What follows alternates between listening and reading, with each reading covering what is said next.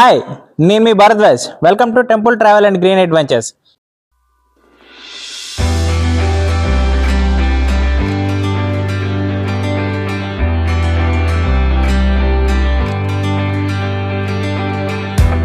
ఈరోజు మనం ఆంధ్రప్రదేశ్ రాష్ట్రంలోని కృష్ణా జిల్లా ఘంటసాల మండలంలోని శ్రీకాకుళం అనే అందమైన గ్రామంలోకి వేంచేసి ఉన్నాం.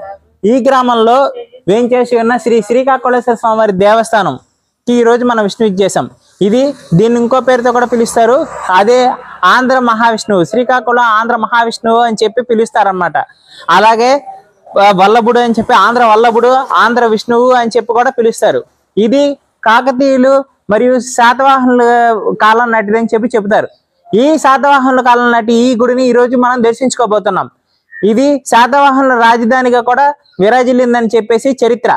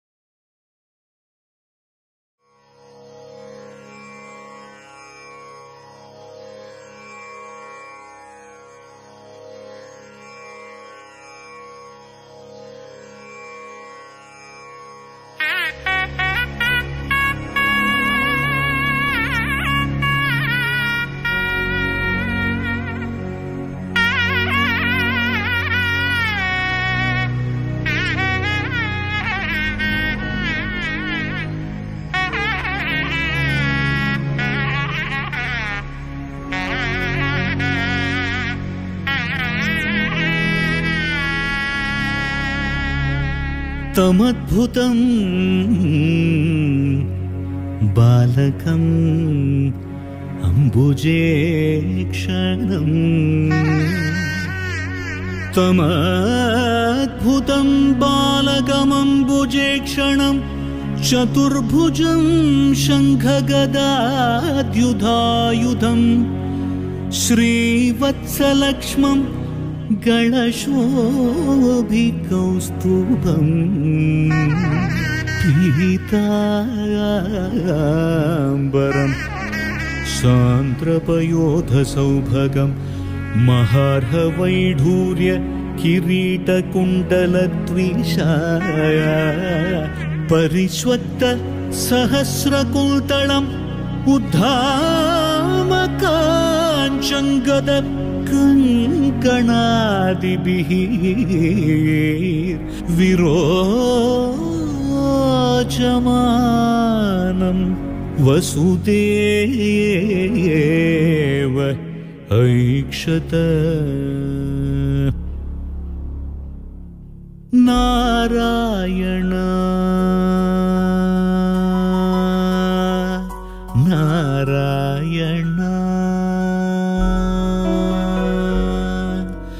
நாராயண என நாவார அழைப்போர்க்கு, நாராயண என நாவார அழைப்போர்க்கு, நாராயணாயண నావార అழై. నమస్తే అండి. నమస్తే. ఎక్కడి నుంచి వచ్చారు? మేము నెల్లూరు నుంచి వచ్చామండి. నెల్లూరు నుంచి వచ్చారు. గుడి గురించి ఎలా తెలిసింది మీకు? మా అది నాన్నగారు ఊరు ఇదేనండి. నాన్నగారు ఊరు. ఇదే పుట్టిల్లు ఇదేనమాట. మా నాన్నగారు పుట్టిల్లు ఇదేను. ఉద్యోగ రీత్యా నెల్లూరులో సెటిల్ అయ్యారు నాన్నగారు. అందుకని ఎప్పుడో వచ్చిపోవాలి అని అనేది కోరిక మాకు. అలాగే నేను చిన్నప్పుడు తీసుకొచ్చినప్పుడు పలికేది కాదట నాకు.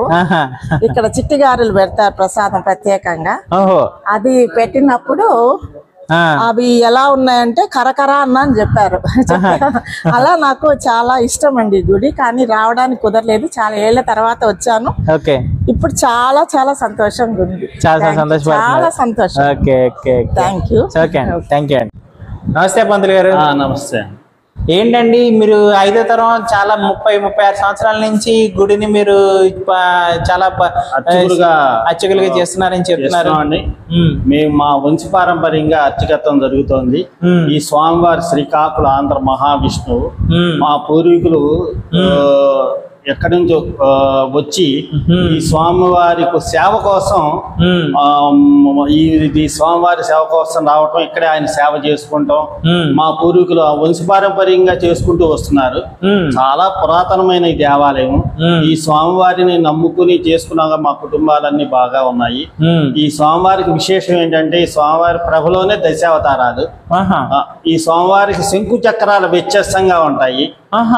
కుడి చేతిలో శంఖం ఉంటుంది, ఎడం చేతిలో చక్రం ఉంటాయి. యాక్చువల్లీ కుడి చేతిలో చక్రం ఉండాలి, ఎడం చేతిలో శంఖం ఉండాలి. ఎందుకంటే ఈయన మహావిష్ణువుగా శంఖానికి శాంతి కలియుగ ఆరంభంలోనే స్వామివారు వెలిశారు. ఇది శంఖానికి ప్రాధాన్యత ఏంటి అంటే గజేంద్ర మోక్షంతోనే సంహారం అయిపోయింది. గజేంద్ర మోక్షంతోనే సంహారం అయిపోయింది. శాంతికి సూచికంగా శంఖానికి ప్రాధాన్యత. ఈయన మెళ్ళో ఉన్నది అతి పురాతనమైన శాలిగ్రామాల మాల. ఈ స్వామి వారికి ప్రభలోనే దశావతారాలు ఉంటాయి. మత్స్య కూర్మ వరాహ నరసింహ వామన పరశురామ రామ బలరామ బౌద్ధావతారం కలిగి అవుతారు. ఈ స్వామివారికి శ్రీదేవి భూదేవి ఒకే బింబంలో ఉంటారు. ఈ స్వామివారి విడివిడిగా ఉంటారు, ఒకే బింబంలో ఉంటారు. ఈయన మహావిష్ణు.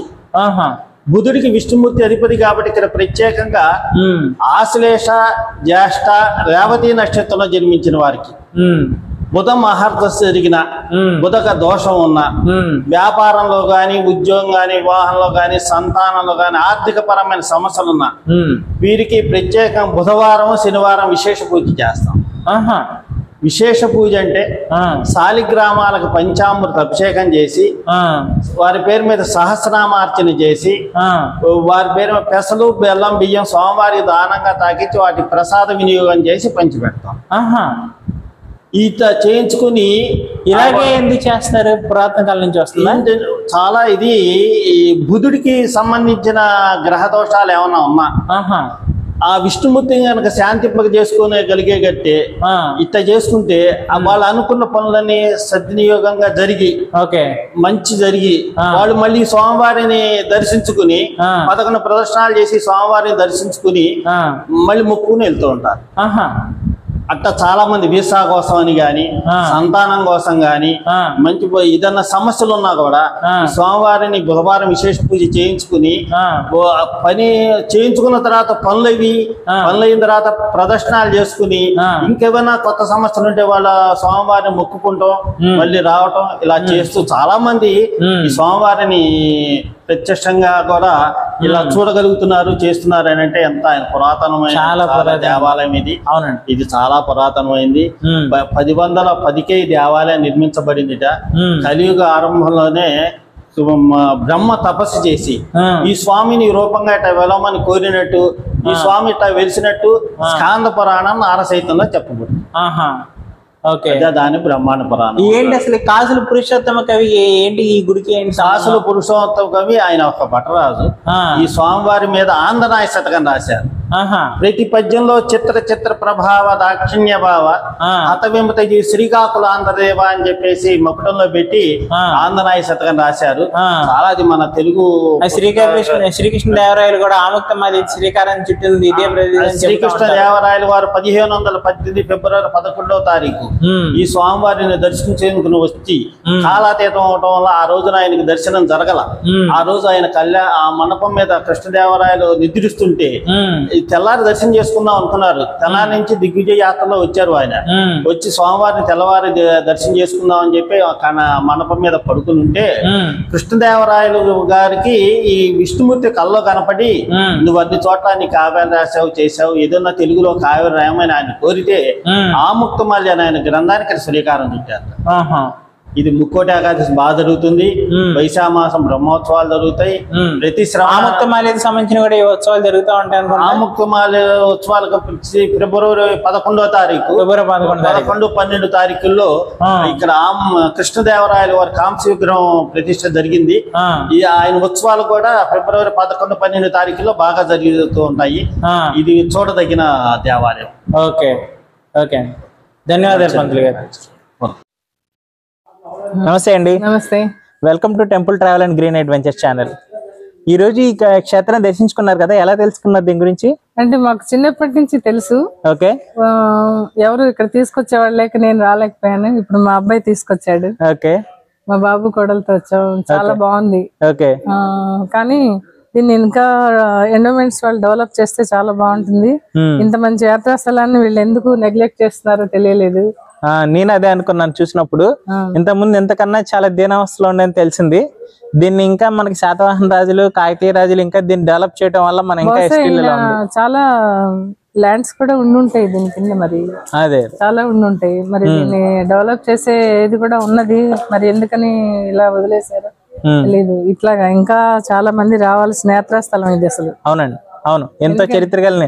ఎందుకంటే వాడపల్లి కూడా చాలా బాగా వెళ్తున్నారు. వెంకటేశ్వర స్వామి వాడపల్లి అనగానే శనివారం వచ్చేసరికి చాలా మంది వెళ్తా ఉంటారు. కానీ ఇంత చరిత్ర ఉన్న గుడి, ఇంత పురాతనమైన గుడికి ప్రజలెవరు గుర్తించి రాకపోవడం చాలా దురదృష్టకరం.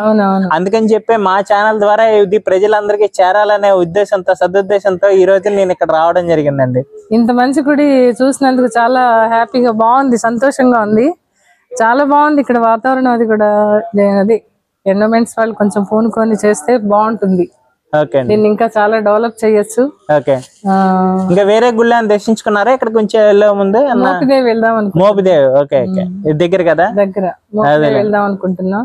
అంటే ఈ రూట్ లోనే వెళ్లేవాళ్ళం కానీ ఎప్పుడు లోపలికి వచ్చి చూద్దాం అన్నది లేదు. ఇప్పుడు కలిగింది మాకు. అదే అదే, సరే, థ్యాంక్స్ అండి, ధన్యవాదాలు.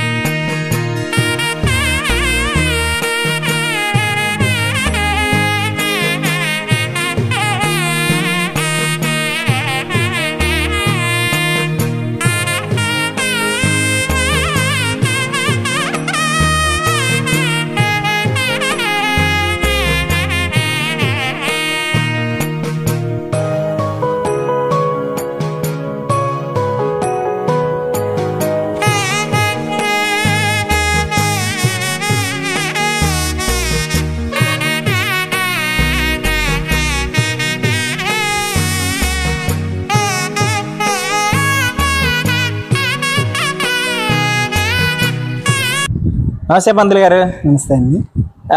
ఈ గుడి గురించి, ప్రాశస్త్యం గురించి, ఈ శ్రీకాకుళ ఆంధ్ర మహావిష్ణువు దేవాలయం గురించి, లేదా శ్రీకాకుళేశ్వరుడా శ్రీకాకుళేశ్వర స్వామి, ఈ స్వామి గురించి, ఈ క్షేత్ర యొక్క విశిష్టత గురించి, దీని యొక్క చరిత్ర గురించి కొంచెం వివరంగా మా ప్రేక్షకులకు చెప్తే మేము చాలా ధన్యులు అవుతామండి. చెప్తానండి. మనకి శ్రీ అంటే లక్ష్మీపదం, కై అంటే బ్రహ్మ, ఆకులం అంటే నివాస స్థానం. కలియుగ ఆరంభంలో కృష్ణానదీ తీరంలో బ్రహ్మ తపస్సు చేసినప్పుడు స్వామి ఈ రూపంలో వెలిసినట్టుగా చెప్పబడుతుంది. అందుకని మనం స్వామిని శ్రీకాకుళేశ్వర స్వామిని, ఆంధ్ర మహావిష్ణువు అని ఈ గ్రామానికి శ్రీకాకుళం అనే పేరు వచ్చింది. మనకి స్వామివారు మహావిష్ణువుగా ఉండడం ఒక్క చోట మాత్రమే చూస్తాం. మనం విష్ణాలయం అంటే రాముడు, కృష్ణుడు, వెంకటేశ్వర స్వామి, నృసింహస్వామి, చెన్నకేశ్వర స్వామి అట్లా అవతారాలతో చూస్తారు.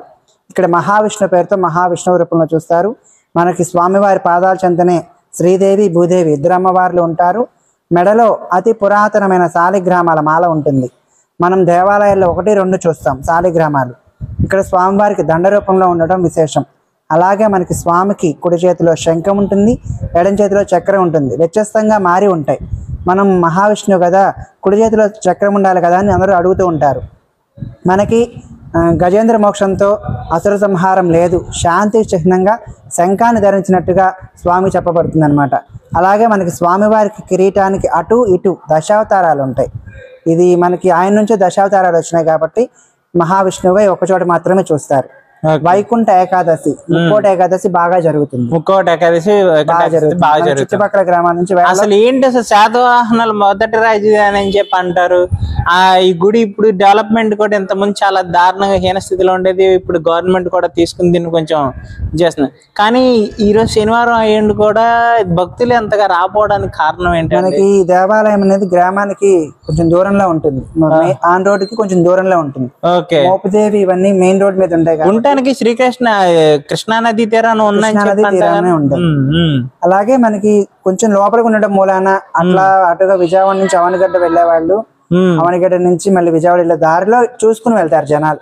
వీకెండ్స్ గానీ అలా పబ్లిక్ హాలిడేస్ లో జనం వస్తూ ఉంటారు. అసలు ప్రస్తుతం చూస్తున్న మనం ఈ గుడిని పునరుద్ధరించిన వాళ్ళు ఎవరండి? మనకి ఇది ఆంధ్ర శాతవాహనులకు ఇది తొలి రాజధాని. అవునండి. ఆ శాతవాహన రాజులు ఈ యొక్క రాజధానిగా కేంద్రంగా ఏర్పాటు చేసుకుని ఇక్కడ నుంచి వర్తక వ్యాపారాలు చేశారని చెప్పి స్వామిని ఆంధ్ర మహావిష్ణువుని వారు ఆ పేరుతో కొలుచుకున్నారు.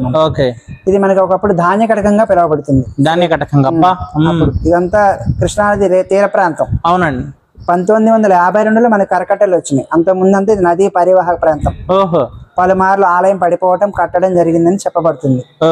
అలాగే మన ఈ ఆలయం 1992లో మొత్తం రీమోడలింగ్, రీకన్స్ట్రక్షన్ చేశారు. దేవాలయాన్ని పునర్నిర్మించారు అన్నమాట.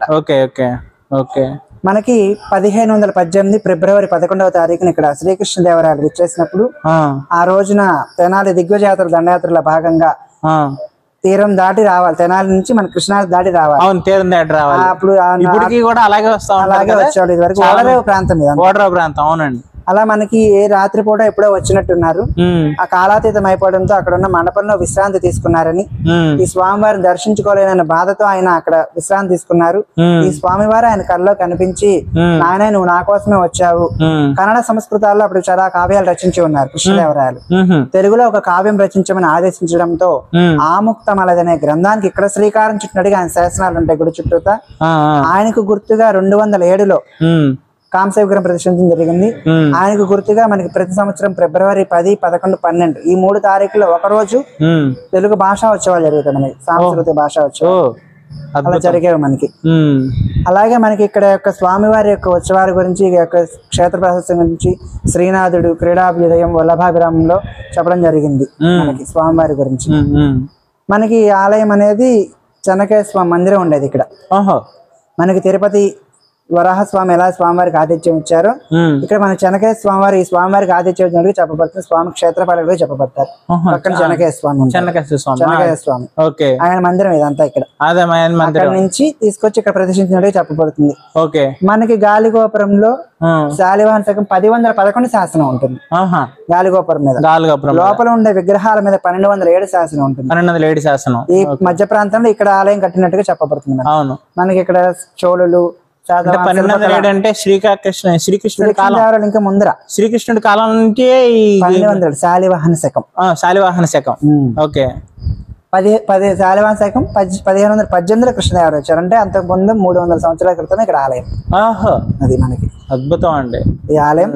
ఇక్కడ మనకి ఏంటంటే శ్రీకాకుళ దర్శనం సర్వపాపహనం అనే నానుడితో ఇక్కడ మన కృష్ణాదిలో స్నానం చేస్తే పాపాలు తొలగిపోయి స్వామిని దర్శించుకుంటే మనిషి పునీతులు అవుతాడని చెప్పి ఒక శాస్త్రోక్తంగా చెప్పబడుతుంది స్వామి వారు. ఈ గుడి గురించి ఏమైనా చెప్తారా? గుడి డెవలప్మెంట్ ఇంకా చేయమని? ఇది మనకి ఆర్కియాలజీ డిపార్ట్మెంట్ కింద ఉంది. అలాగే స్వామి వారికి ఇక్కడ 108 ఎకరాలు ఉంది. డిపార్ట్మెంట్ కింద దేవస్థానం దేవధర్మ శాఖ కింద ఉంది. ఇక్కడ పనిచేసే అర్చకులు వంశపారంపర్యంగా చేసుకుంటాం. ఈనాం సర్వీస్ అంటారు. ఈనాం సర్వీస్. ఓకే. అలా మనకి అర్చకులు ఇక్కడ 7 ఉంటారు. మీరు ఎన్నో తరం అండి? మేము వచ్చి ఇక్కడ 6వ తరం. 6వ తరం. ఓకే. ఇంకా పెద్ద ఇంతమంది పెద్దవాళ్ళంతా ఉన్నారు. Okay okay. సో మీరు ఎప్పటి నుంచి చేస్తున్నారు ఈ ఆలయం? 15-20 సంవత్సరాలు. 15-20 సంవత్సరాలు అంటే మీరు 6వ తరంలో 15-20 సంవత్సరాలు. ఓకే పంతులు గారు, ధన్యవాదాలండి.